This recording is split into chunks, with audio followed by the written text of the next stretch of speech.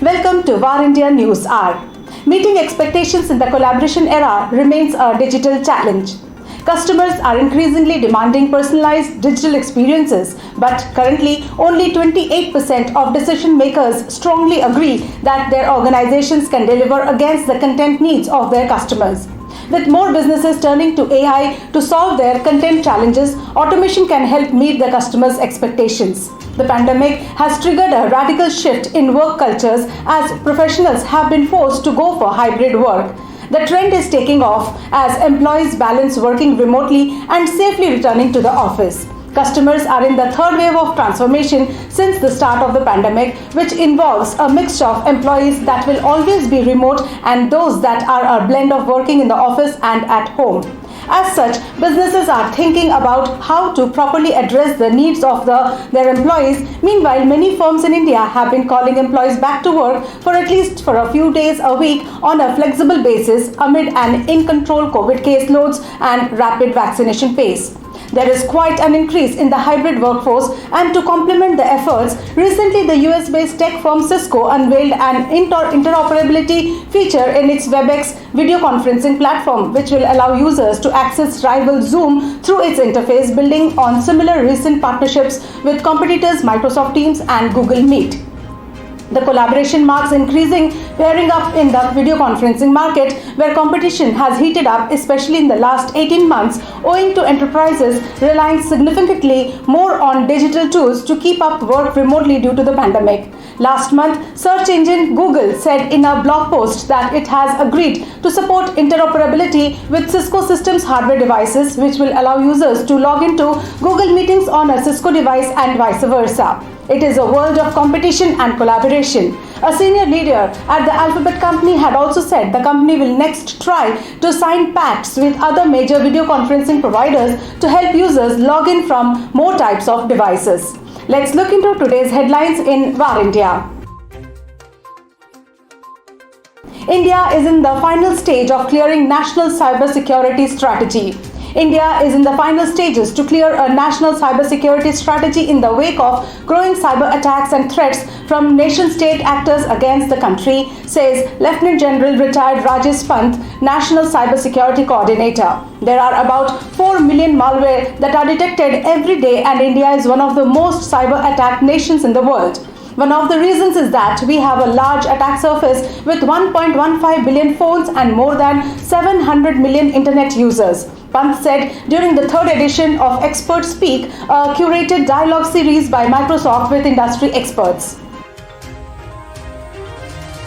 Jupiter ties up with Federal Bank to offer services to Indian customers. Neobank Jupiter, founded by Jitendra Gupta, said that it is expanding its services to more users in India. Jupiter has a tie-up with Federal Bank to offer savings accounts. Jupiter has relied on an invite-only model to generate user interest. Its beta release in June recorded more than 1.5 lakh requests from users for early access within 2 weeks, the company claimed. Jupiter has the aim to onboard 1 million accounts in the next 6 months. It is currently adding more than 3,000 new customers from saving accounts every day. The app witnessed over rupees 100 crore customer deposits in the last 30 days, it added.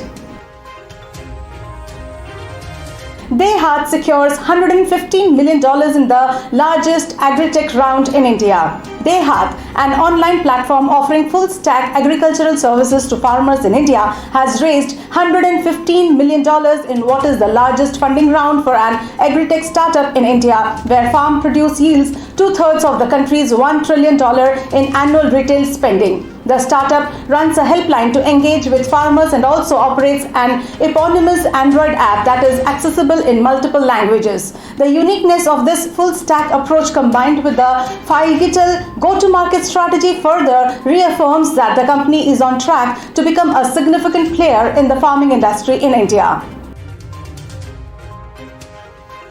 BPCL collaborates with Deloitte India to enhance customer experience. The project Anubhav is underway at Bharat Petroleum Corporation Limited, that is BPCL, which has aimed to enhance the customer experience across all touch points with BPCL. It has been well received by customers and other stakeholders, making an impact in the initial phase of deployment. Deloitte India is helping BPCL to build, design and implement various customer-focused digital initiatives. These various initiatives will enable customers and other stakeholders to interact with each of Bharat Petroleum's 6 business units of retail, industrial and commercial, LPG, lubricants, gas and aviation. Samsung announces cloud gaming platform. Samsung has announced its new cloud gaming platform that will work with its smart TVs recently announced in its SDC 21 keynote presentation. The goal is to have the cloud gaming platform work with Samsung TVs that are powered by the Linux-based Tizen. Developers will be able to apply the experience of using a Samsung TV to new games, though it wasn't specified if there are already talks happening which pertain to specific games or developers. You will be able to enjoy games without purchasing high-end hardware, and developers can easily apply Samsung Smart TV's seamless, immersive experience to new games. That's all for now. Please like, share, comment and subscribe to Var India News Magazine. You can download the Var India app from Google Play Store and Apple App Store for the latest news and updates. Stay tuned. Thank you.